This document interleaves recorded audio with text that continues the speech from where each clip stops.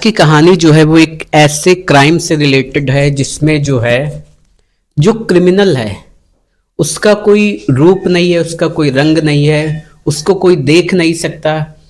लेकिन ये कहानी इसलिए भी सुनानी पड़ रही है या इसलिए भी इस कहानी में इंटरेस्ट लिया गया क्योंकि ये रिकॉर्ड में है, ये पुलिस रिकॉर्ड में है। और पुलिस रिकॉर्ड में अगर ऐसी चीज़ें ना हों तो हम इन सारी चीज़ों पे बिलीव वैसे भी नहीं करते हैं। ये कहानी जो है एक 18 साल की लड़की की है और इसमें सस्पेंस ये है कि जब उसकी डेथ होती है उसके बाद पुलिस इन्वेस्टिगेशन करती है, लेकिन सवाल ये था कि पुलिस किस बात का इन्वेस्टिगेशन करे। अस्पताल में ये दिखाया गया कि जब अस्पताल में उसकी डेथ होती है और डेथ के बाद जब पोस्टमार्टम किया जाता है तो ये बताया जाता है कि हृदय गति रुकने की वजह से जो है उसकी मौत हो गई। लेकिन ये कहानी 90s की है, 1991 के आसपास की है। उस वक्त जो है आज की डेट में अगर आप देखेंगे तो हार्ट अटैक और बाकी चीज़ें जो हैं बहुत तेज़ी से हो रही हैं, लेकिन उस वक्त इतना नहीं होता था। तो आमतौर पर यह कह पाना कि हार्ट अटैक से किसी की मृत्यु हो जाना तो बहुत ही हम कह सकते हैं कि 90s के टाइम पर एक अजीब सी घटना मानी जाती थी कि एक यंग लड़की 18 साल की, लेकिन उसकी मौत जो है वो हृदय गति रुकने से हो गई। ये वो कहानी है जिसमें ये कहा गया कि जो पुलिस चीफ थे उन्होंने खुद जो है वो भूत को देखा था। और जब पुलिस जांच कर रही थी तो जब पहली बार वो लोग उस रूम के अंदर जाते, उस कमरे में जाते हैं तो उन्हें अजीब सा मंजर दिखाई देता है। जब वो बाहर थे, घर के बाहर थे, तो आमतौर पर जो मौसम था वो नॉर्मल था, लेकिन जैसे ही वो रूम के अंदर जाते हैं ठंडी ठंडी हवाएं चल रही थी। कमरे के अंदर जो किताबें रखी हुई थी वो सब बिखरी पड़ी थी। इसके अलावा जो पिक्चर्स लगी हुई थी वो सब उल्टी हो चुकी थी। इवन वहां पे जीसस क्राइस्ट की जो पिक्चर लगी हुई थी वो भी उल्टी हो चुकी थी। पुलिस के लिए ये सारी चीजें समझ पाना, पुलिस के लिए जो है इन सारी चीजों को जो है हजम कर पाना थोड़ा मुश्किल हो रहा था। ये कहानी जो है ये स्पेन की है, स्पेन की राजधानी मैड्रिड की कहानी है। मैड्रिड में एक जगह थी जहां पर एक परिवार रहता था। उसी परिवार में जो है एक 18 साल की लड़की थी जिसका नाम था स्टेफिना लिजारो। स्टेफिना लिजारो के बारे में ये कहा जाता था कि उससे जो है जो पैरानॉर्मल इन्वेस्टिगेटिंग बुक्स हैं, हम कह सकते हैं भूत और चुड़ैल पर जो है जो चीजें लिखी गई हैं या भूतों से बात करना, ऐसी किताबें पढ़ना बहुत पसंद थी। वो पढ़ती थी और वो भूतों से बात करने की कोशिश करती थी, या हम कह सकते हैं कि ऐसी एनर्जी से बात करने की कोशिश करना जो आपको दिखती नहीं, एग्जिस्ट तो करती हैं लेकिन जिनको आप देख नहीं सकते, जिनको आप छू नहीं सकते। तो ऐसे जो हम कह सकते हैं आत्माओं से बात करना। तो जो मैड्रिड है, मैड्रिड में एक फ्लैट था Louis Marianne late apartment. Louis Marianne late apartment जो था, इसी अपार्टमेंट में जो है, इसी घर में स्टेफिना रहती थी और उसके साथ जो उसका परिवार रहता था, जिसमें जो उसकी एक बहन थी, एक भाई था और मदर फादर थे। एक दिन सब कुछ ठीक चल रहा था, वो कॉलेज जा रही थी, कॉलेज से आ रही थी, 18 साल की पूरी हो चुकी थी। एक दिन परिवार ने देखा कि जो स्टेफिना है उसकी आदतें बदल चुकी हैं। वो अपने भाई को देखते ही उस पर गुर्राने लगती थी, सांप की तरह आवाजें निकालती थी और उस पर जो है अटैक करने की कोशिश करती थी। इसके अलावा यह देखा गया कि वो चीखती थी, चिल्लाती थी। और जो मैड्रिड है वहां पर जो घर होते हैं वो अधिकतर लकड़ियों के बने होते हैं। तो एक चीज और देखा गया कि वो दीवारों को अपने नाखून से खोदने की कोशिश करती थी, तो जो दीवार थी वहां पर उसके नाखूनों के निशान बन चुके थे।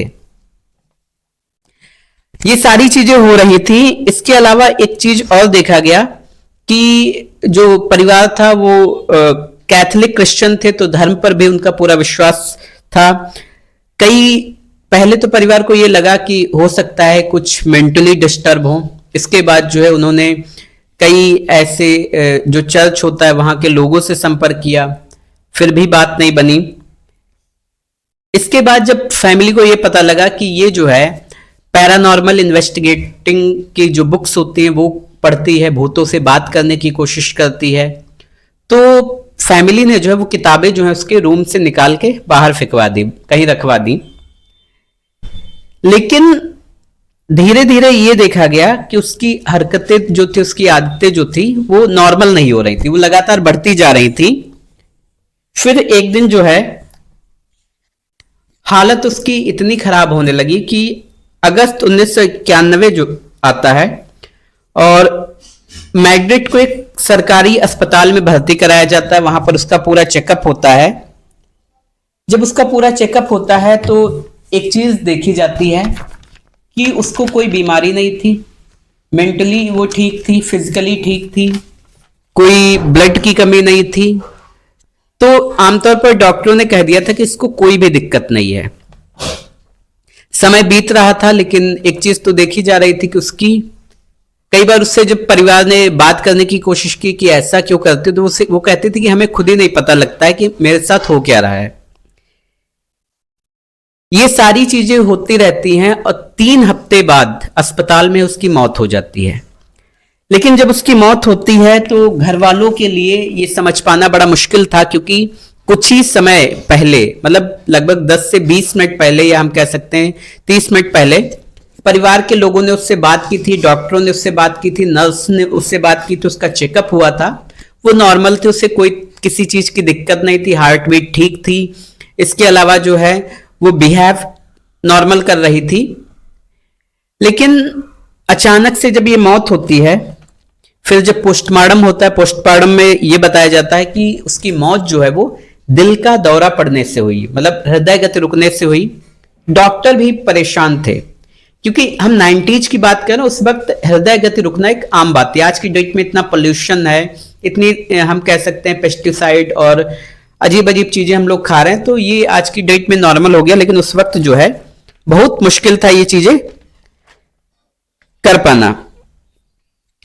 अस्पताल ने जो बॉडी थी वो परिवार को सौंप दी, परिवार बॉडी को ले जाता है।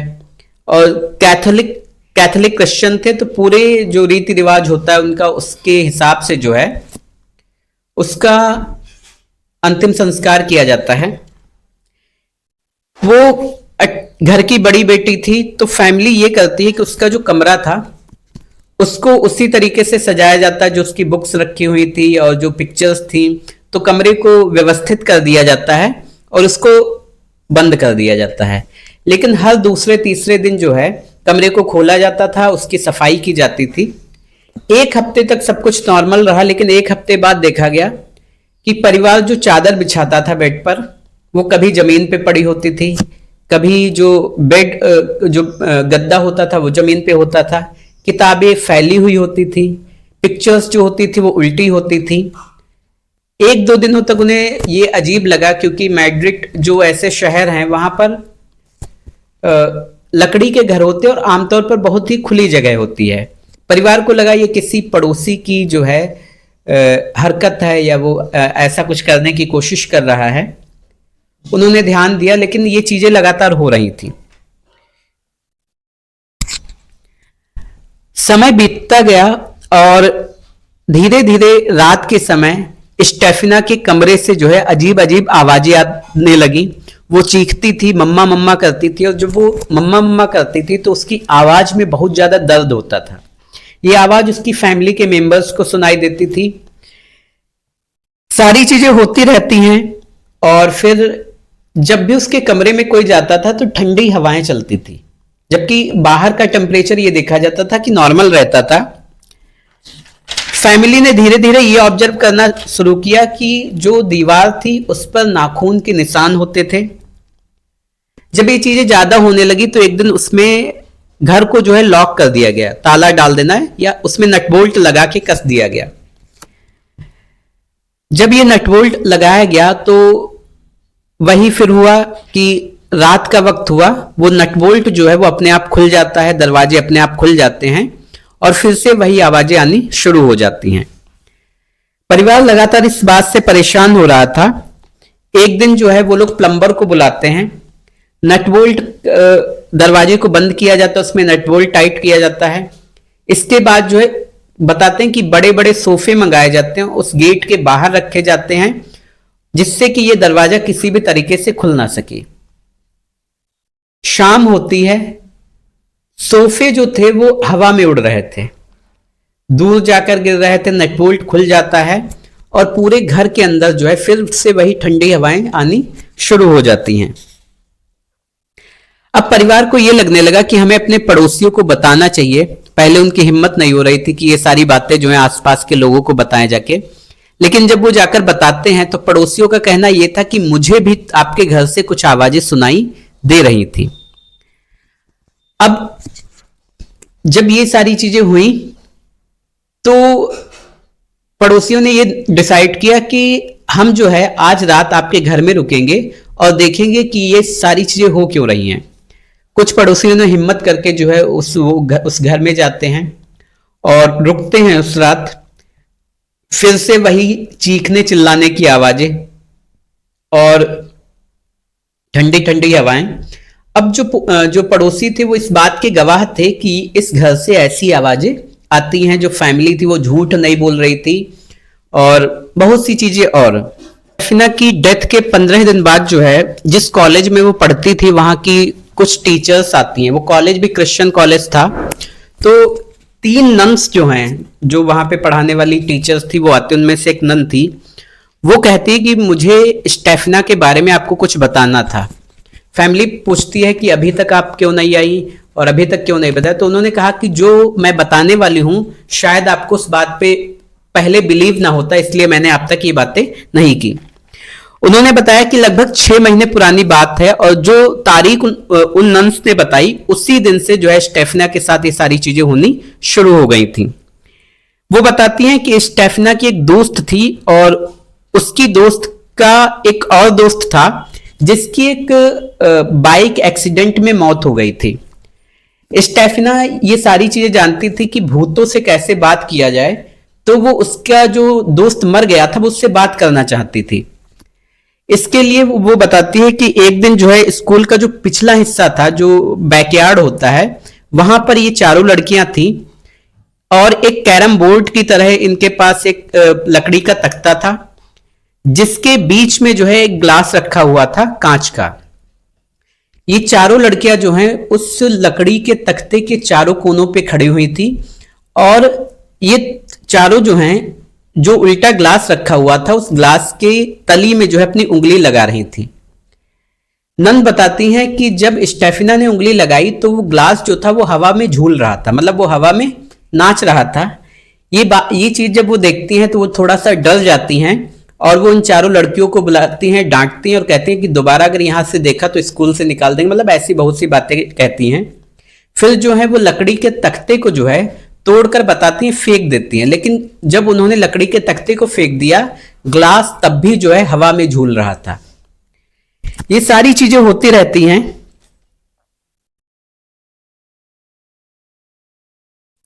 इसके बाद जो है वो लड़कियां बताती हैं कि मैम ये भूतों से बात करती है और ये सारी चीजें जो हैं ये उन किताबों के थ्रू कर रही थी। वो किताबें पढ़ रही थी और उसी से एक्सपेरिमेंट कर रही थी और ये सारी चीजें हो रही थी। अब धीरे धीरे ये सब चीजें हो रही हैं। एक दिन स्टेफना की मदर जब सो रही थी तो उन्हें लगा कि उनके सीने पर कोई बैठकर जो उनका गला दबा रहा है। वो बहुत कोशिश कर रही थी कि वो हट जाए, हटे, लेकिन तब तक उनके पिता को ये एहसास होता है कि उनकी स्टेफना की जो माँ है वो कुछ हटाने की कोशिश करती है। वो आते हैं, उनके हाथ हटाते हैं और उसके बाद जो है अब वो इतना परेशान हो चुकी थी कि वो पुलिस को कॉल करती हैं। पुलिस आती है और पुलिस जब आती है तो वो पहले उस कमरे का इन्वेस्टिगेशन करती है। अब पुलिस भी ये बात देखकर हैरान थी कि बाहर का टेम्परेचर जो है वो नॉर्मल है, लेकिन स्टेफिना के कमरे का जो टेम्परेचर है और इवन उसके घर का टेम्परेचर जो, उसमें ठंडी हवाएं चल रही हैं, मतलब वो पूरे घर में घूमा करती थी या जो भी चीजें थी, उस घर का और उस कमरे का टेम्परेचर जो है वो ठंडा था, बहुत ठंडी ठंडी हवाएं चलती थी, बहुत सी चीजें होती थी। खैर पुलिस इसको रिकॉर्ड करती है। उसके बाद पुलिस के जो चीफ थे वो भी आते हैं और वो 3 लोगों के साथ आते हैं, मतलब 4 पुलिस वाले एक रात उस घर में रुकते हैं। वो सारी चीजें ऑब्जर्व करते हैं और पुलिस के होश उड़े हुए थे कि वो देख रहे थे कि तस्वीरें जो हैं वो उल्टी हो रही हैं। वो ये भी देख रहे थे कि जो किताबें हैं वो हवा में उड़ रही हैं।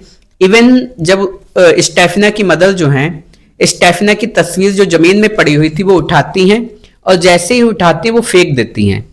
जब वो तस्वीर फेंक देती हैं तो उसके पिता को लगता है कि पता नहीं क्यों ये स्टेफना की तस्वीर को उठाकर फेंक दिया इन्होंने। उसके फादर जब जाते हैं और तस्वीर को उठाते हैं तो वो देखते हैं कि स्टेफना का जो चेहरा था वो जल रहा था, मतलब उसमें से आग निकल रही थी, जबकि बाकी की जो तस्वीर थी ना तो फोटो जल रही थी ना तो फ्रेम में कहीं आग थी, वो तस्वीर उसकी जल रही थी। वो भी उठाते हैं और वो भी फेंक देते हैं। खैर ये सारी चीजें चलती रहती हैं। उसके बाद एक ऑप्शन रखा गया फैमिली के पास कि फैमिली भी डिसाइड कर लेती है कि अब ये घर हम छोड़ देंगे। धीरे धीरे चीजें होती रहती हैं। उसके बाद जो है वो घर छोड़ दिया जाता है। लेकिन अभी तक आज तक ये